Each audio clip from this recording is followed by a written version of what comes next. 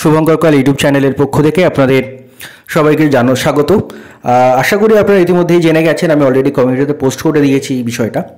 তবু এই ছোট্ট করে ভিডিওটা বানানো এই কারণে, কারণ কমিউনিটিতে যখন কোনো কিছু পোস্ট করা থাকে তখন শুধুমাত্র যারা চ্যানেল সাবস্ক্রাইব করে থাকে তারাই জানতে পারে। বাট যখন সেইটা আমরা ভিডিও আকারে প্রকাশ করা হয় তখন যে কেউ দেখতে পারে বা সেটা শেয়ার করতে পারে।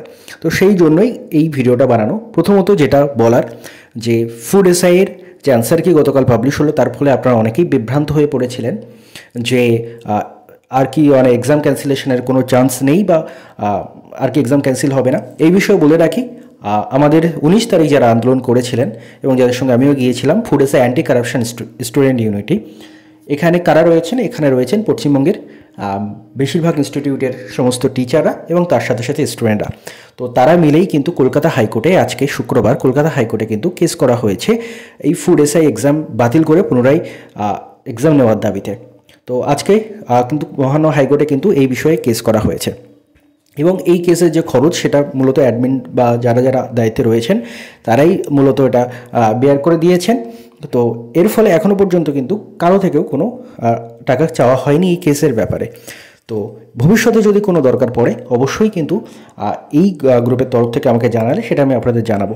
আপনাদের একটা বিষয় সতর্ক করে দিই, কেউ যদি কোনো লিঙ্ক শেয়ার করে বা কোনোভাবে বলে যে আপনাদের টাকা দিতে হবে এটসেট্রা, আপনারা কিন্তু দেবেন না। যদি এই গ্রুপের তরফ থেকে দরকার পড়ে এবং তারা যদি আমাকে জানায় যথাযোগ্য অ্যাকাউন্ট দিয়ে, তখন আমি আপনাদের সেটা শেয়ার করে দেবো। আমি শেয়ার না করা পর্যন্ত কেউ কিন্তু কাউকে কোনো রকম কোনো ফান্ড দেবেন না, কারণ এইভাবে কিন্তু অনেক আন্দোলনে এরকম কিন্তু দেখা যায় যে মাঝে মাঝে এরকম আন্দোলনের নাম করে কিন্তু ফান্ড কালেকশন করা হয়। তো সেই বিষয়ে আমি আপনাদের সতর্ক করে দিলাম। আর কেস হয়েছে আদালতের লড়াইতে হচ্ছে, তার সঙ্গে সঙ্গে আমাদের ফিজিক্যাল প্রোটেস্ট 19 তারিখ যেটা হয়েছিল আপনারা সবাই জানেন, এবং এর ভবিষ্যতেও ফিজিক্যাল প্রোটেস্ট হতে পারে, সেই বিষয়েও আমি আপনাদের জানিয়ে দেবো। এবং তার সাথে সাথে আরও যা যা করণীয় সেগুলো কিন্তু টাইম টু টাইমে আমি আপনাদের ইনফর্ম করব।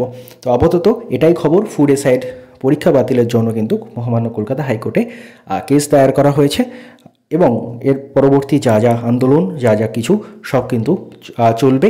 এত সহজে ছেড়ে দেওয়ার পাত্র নই আমরা। তো অবশ্যই কিন্তু এটা এখনও পর্যন্ত এটা কিন্তু চলতে থাকবে যতক্ষণ না এই দাবিগুলো মিটছে। তো অবশ্যই আপনারা ভরসা রাখুন এবং অবশ্যই নিজের যেটুকু করার দায়িত্ব সেগুলো কিন্তু অবশ্যই করবেন। যখন যেরকম কিছু বলা হবে, শুধু নট অনলি দিস প্রোটেস্ট, এমনকি যে কোনো আন্দোলনে নিজেদের যেটুকু দায়িত্ব মনে হয় নিজেরা কিন্তু সেগুলো করবেন। ধন্যবাদ আপনাদের সবাইকে।